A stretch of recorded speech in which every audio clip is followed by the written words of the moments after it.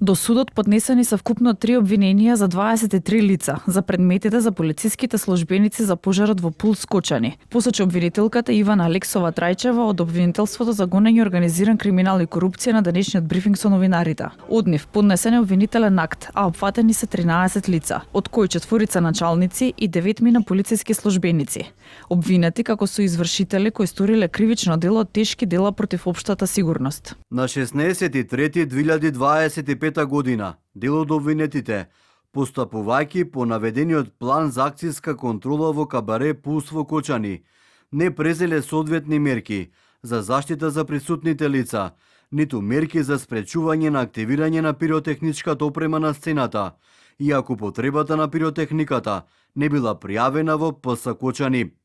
Како последица на несоодветни услови за работа во текот на акцијската контрола, настанал пожар, при што придонеле за настапување на смрт на 63 лица, а 223 лица се здобиле со тешки телесни повреди и телесни повреди. До судот е поднесен обвинителен предлог против 9 полициски службеници обвинети за злоупотреба на службена положба и властување. Обвинетите не извршиле целосна и детална проверка во врска со издавање на позитивна согласност за издавање лиценца за вршење на гостителска дејност на кабарето Пулс во Кочани и овозможили истото да добие лиценца во 2022 и 2023 година, а со намера да прибават имотна корист за правното лице во вкупен поголем износ од 284.576 денари за 2022 година, имотна корист за неформалниот собственик на клубот во вкупен поголем износ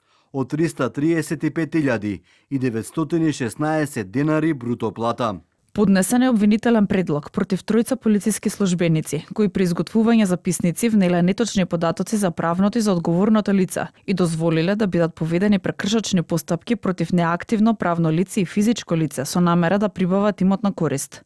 Постапката е запрена за 7 полициски службеници, за кои е утврдено дека биле надлежни да вршат проверки за јавниот ред и мир и безбедност во сообраќајот, но не за услови за противпожарна заштита и услови за вршење на угостителска дејност, кои не спаѓаат во нивна надлежност. За обвинетите лица остануваат на сила мерките за обезбедување на присуство во постапката. Родителите на загинатите во Пулс најавија дека и понатаму ќе го следат процесот. Очекуваат транспарентна и професионална разрешница. Будно и одговорно ќе го следиме на тамошниот тек на постапката пред надлежните судски органи, со посебно внимание на почитување на сите законски процедури, рокови, принципи на правично судење. В понеделник продолжува судењето за пожарот во Пулс, која го води судијката Дијана Груевска-Илиевска. На обвинителна клупа се 35 физички и 3 правни лица. На стартот на судскиот процес сите се изјаснија дека не се чувствуваат виновни.